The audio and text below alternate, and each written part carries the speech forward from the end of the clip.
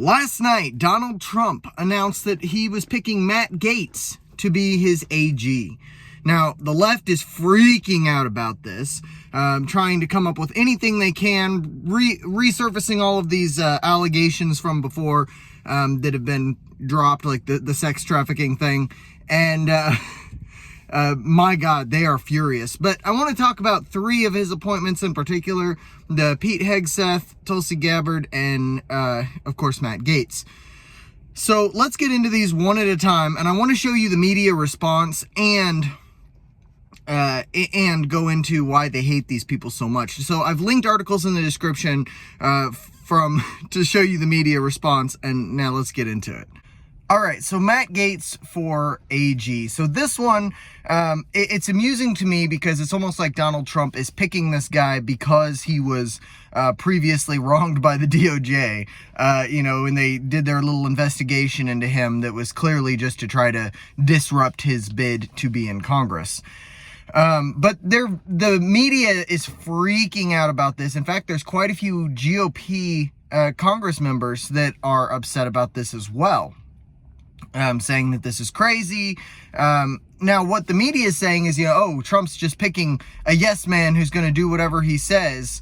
Matt Gaetz, they're angry about this because he was one of the leading voices against the Russia hoax, and he's been, I guess you could say the word is faithful to Trump's policies. He's been a big supporter and has had Trump's back.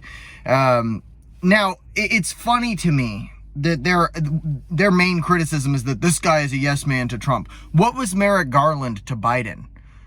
What president is going to pick an AG that's not going to help them out? They're upset because Matt Gaetz is outside of the mainstream narrative, and he's outside of the rhino Republicans that would throw a bone to the Democrats and to the media here and there. That is what this is. Now, the one question with Matt Gaetz is, will he actually be confirmed? Because it's pretty typical for one or two appointees to not get confirmed. So will he be confirmed? Well, Elon Musk has come out and said if Trump's appointments are not confirmed, he's going to personally help fund the people that are running against the people that won't refuse to confirm. So in effect, he's saying he's going to help primary them. I'm okay with that because Trump, he got the popular mandate. Trump got the popular vote. Trump got the electoral vote. And that the people effectively said, we want your plan. If you're going to appoint people that will help with your plan and Congress is going to try to obstruct that, we voted for your plan. So I'm okay with Elon helping to primary those people. I don't care. You can call it a conflict of interest or whatever you want. I don't care. If they're going to be against what we voted for, then I'm for it.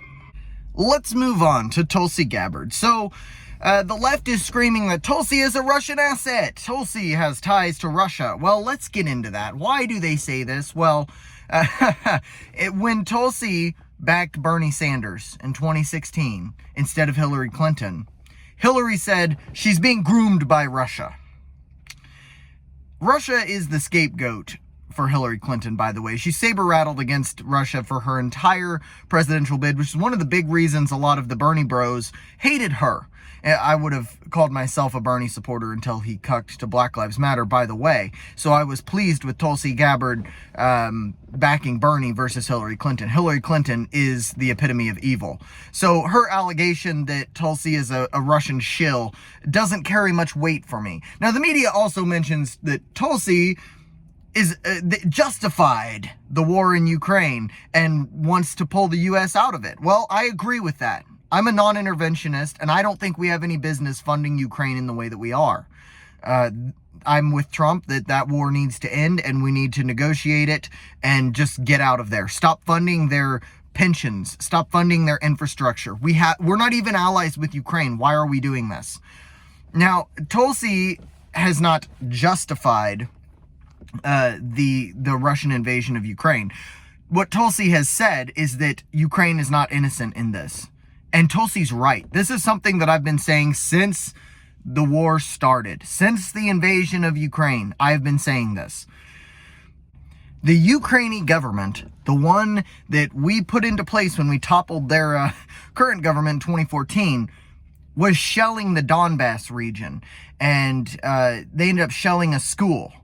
And at that point, Russia used that as kind of their excuse to move in. But Ukraine was not innocent in what happened in the Donbass and Luhansk regions. And that prompted this war. The ethnic Russians wanted out. They wanted out of Ukraine and back into Russia. And so there's actually an argument to be made for both sides. Now, I disagree with Putin invading Ukraine, but I also disagree with what Ukraine was doing, which works further toward the point that we need to just, not be funding either side of that. Both sides are in the wrong, in my opinion. But of course, the left loves the war in Ukraine, and so they are highly opposed to Tulsi Gabbard, and they're running this front of Tulsi as a Russian asset.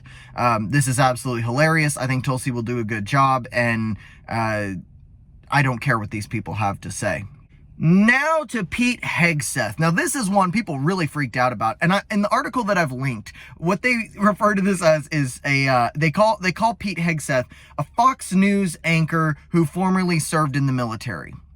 They say he's unqualified. They don't mention the fact that he's a 20-plus year military vet. They don't mention the fact that that he's an actual major in the military. Now, maybe they wanted a general. I guess they're going to have to settle for major. Major is good enough, right? I think we can all agree. They don't mention the fact that he's got 2 Bronze Stars.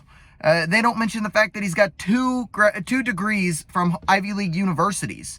They don't mention the fact that he's been the CEO and I believe founder of 2 different veterans advocacy organizations. The one thing that they also won't tell you is that he wrote a book calling for getting wokeness out of the military and reestablishing meritocracy, getting rid of DEI and other such, what's the word? Now I can't think of the program.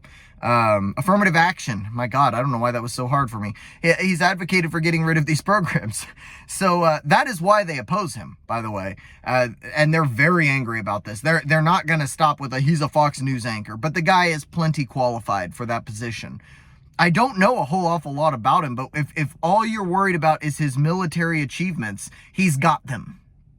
So move on with that one. Now, the last thing I want to touch on, Rick Scott, the one that most MAGA people were wanting to be the Senate Majority Leader, lost to Thune. Is it Thune or Tooney? I don't know. But at any rate, Rick Scott lost. And when the Senate votes on who the Majority Leader is going to be, they get to do it by secret ballot.